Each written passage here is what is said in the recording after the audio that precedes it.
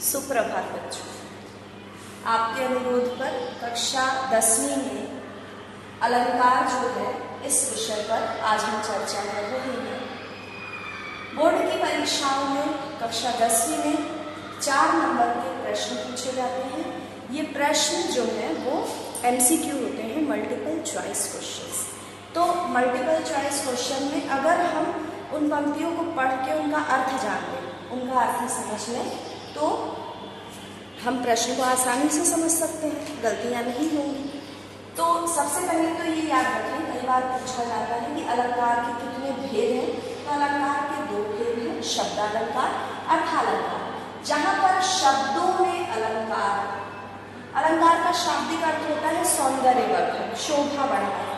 तो जहाँ शब्दों में अलंकार होता है वहाँ शब्दालंकार कहलाता है, और जहाँ अर्थ में अलंकार होता है वो अर्थालंकार कहलाता है। अब परीक्षा में कक्षा 10वीं के विषय में, सिलेबस में 4 ही अलंकार पूछे जाते हैं। तो जैसा मैंने बताया कि MCQ है, यानी मल्टीपल चॉइस क्वेश्चंस हैं। तो याद रखना कि चारों ऑप्शन में से आपका उत्तर इन्हीं चारों में से एक होगा, इनके अलावा कुछ नहीं। या तो वो उत्तर श्लेष हो सकता है, या उत्प्रेक्षा हो सकता है, या मानवीकरण, या अतिशयोक्ति। अब हम इन्हें पहचाने कैसे? तो हम धीरे धीरे इनका एक एक लक्षण लेकर आगे बढ़ते हैं। सबसे पहला अलंकार है श्लेष। श्लेष का शाब्दिक अर्थ होता है चिपकना, यानी एक ही शब्द के भिन्न अर्थ, एक ही शब्द में कई अर्थ छुपे होंगे। जैसे देखिए, एक उदाहरण है आपके सामने, मंगल देखी पट देत बार बार है। मंगल यानी भिखारी, मंगल मतलब भिखारी, भिखारी को देखकर पट देत बार बार है। इस पट में श्लेष अलंकार है। इसका पट का एक अर्थ होता है किवाड़ यानी दरवाजे का एक पल्ला, और दूसरा है वस्त्र, यानी जब किसी ने इसका अर्थ बताया कि भिखारी को देखकर वह वस्त्र देता है, तो ये अर्थ भी सही है। और यदि इसका अर्थ दिया जाए कि मंगल को देख यानी भिखारी को देखकर किवाड़ या दरवाजा बंद कर देता है, तो ये अर्थ भी सही है। यानी इसमें इस पट शब्द में भिन्न अर्थ छुपे हुए हैं। इसके बाद हम आते हैं अगले पे। अगला अलंकार है उत्प्रेक्षा, दूसरा। इसको पहचानना बहुत ही आसान है। कहने की बात है कि 4 उदाहरण दिए रहेंगे, चारों में से सबसे पहले पंक्तियां देखो कि उन पंक्तियों में क्या है। जनु, जानु, मनु, मानो, जनन, मनन, ज्यों, ऐसे शब्द दिखाई दे रहे हैं। क्या सबसे बड़ा एग्जाम्पल यही है। ना आपको परिभाषा लिखनी है, ना आपको उदाहरण लिखना है। और एक महत्वपूर्ण बात कि ना 5 प्रश्न दिए जाते हैं। जितने भी व्याकरण के विषय हैं सब में 5 दिए गए हैं, आपको सिर्फ 4 करना है। तो जब 4 ही आपको उत्तर देने हैं उत्तर पुस्तिका में, तो जो बन रहा है उसे अटेम्प्ट करिए, जो नहीं बन रहा है उसे छोड़ दीजिए। तो उन पंक्तियों में ढूंढिए कि किस पंक्ति में जनु, जानु, मनु, मानो, जनन, मनन, ज्यों दिखाई दे रहा है। असल में उत्प्रेक्षा अलंकार में होता क्या है? उत्प्रेक्षा अलंकार ये अपन उपमा पे जाते हैं। जो लास्ट ईयर हमने उपमा अलंकार पढ़ा था, तो उपमा अलंकार, उपमा मतलब तुलना। तो जहाँ एक की तुलना दूसरे से की जाए, है ना, तो उसमें 4 चीजें थी, उपमेय, उपमान, साधारण धर्म और वाचक शब्द। अब यहाँ पर क्या है कि यहाँ एक तो है, यानी उपमेय है, और उपमान की कल्पना करनी जाती है। कल्पना करने के लिए ये शब्द कहे जाते हैं जनु, जानु।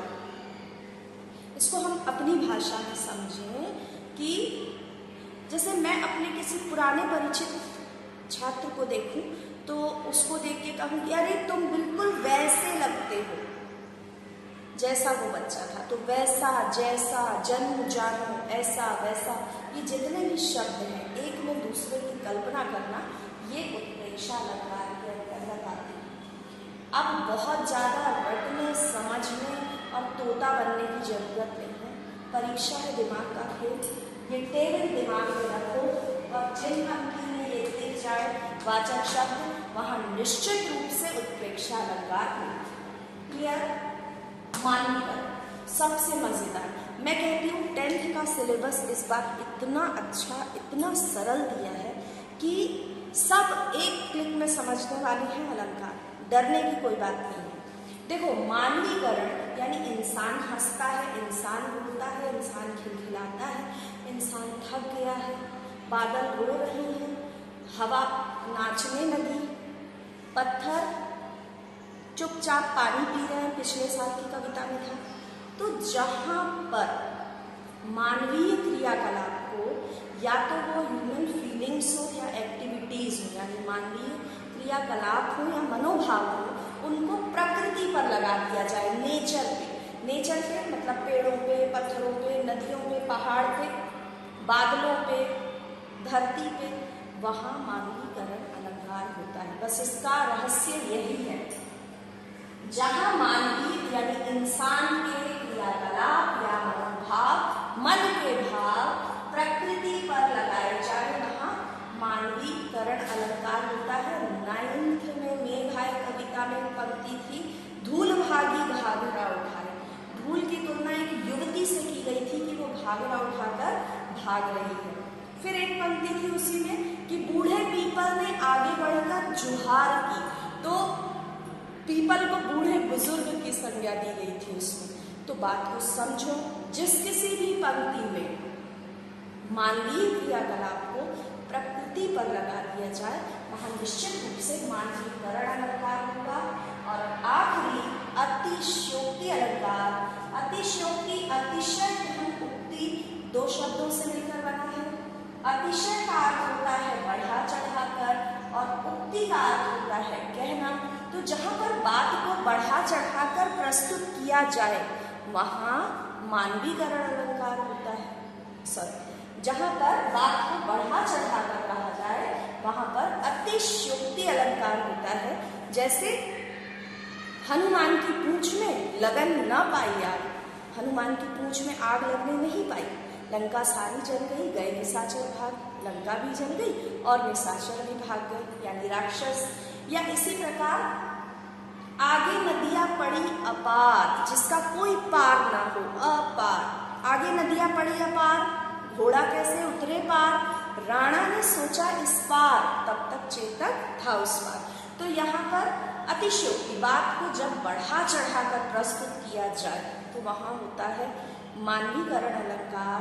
अब एक ट्रिक बताती हूँ कि बोर्ड की परीक्षा में आपके जो ऑप्शन होंगे वो यही 4 होंगे।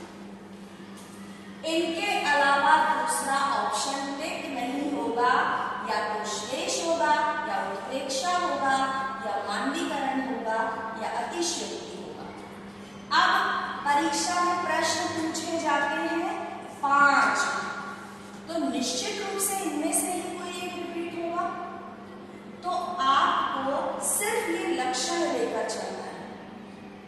आपकी व्याकरण पुस्तक में जितने भी उदाहरण हैं, उनको ये कॉन्सेप्ट लेकर, ये लॉजिक लेकर उनको हल करिए, प्रैक्टिस करिए, पढ़िए। अलंकार के सारे प्रश्न आप बिल्कुल अच्छे से कर पाएंगे, ये मेरा विश्वास है।